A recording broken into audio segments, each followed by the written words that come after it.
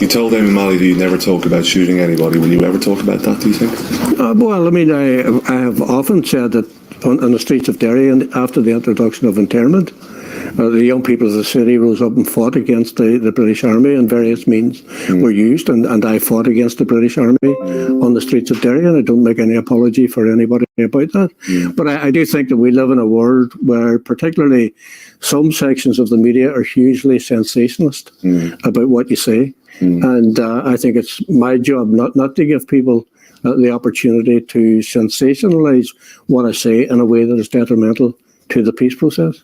I've never tried to pull the wool over people's eyes about my history. I mean, I come from the Bogside. I come from a community that was discriminated against for far too long, not just treated like second-class citizens, but third-class citizens in our own city.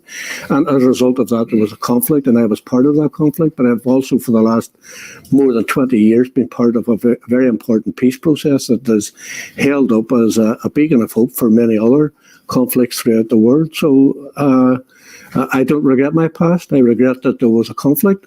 Absolutely. I regret that in that conflict an awful lot of people were hurt.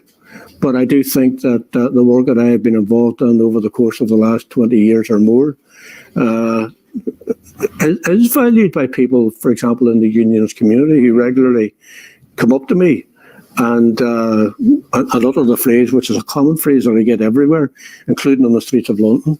You know, you're doing a great job. Keep up the good work. I think we're all on a journey, just like Peter and I were on a journey, and Ian Paisley and I before that. I mean, I suppose Ian Paisley and I confounded everybody whenever we developed a decent working relationship and a friendship that lasted until the day he died. And of course, whenever I went into government with Peter Robinson, people wondered how that would work. But you know, I was part of an administration way back in the early 2000s that collapsed on 3 occasions under the tutelage of the SDLP and the Ulster Unionists. But we've been in government for 8 years, and institutions haven't collapsed once. And of course, Ireland has been there throughout all of that. So it's not as if we don't know each other. I think that given that we've just come through a very vital negotiation called the Fresh Start, it is an opportunity for all of us to move forward, to build a better future for all the people that we represent against the backdrop of what are obviously very difficult circumstances, dealing with a Tory administration in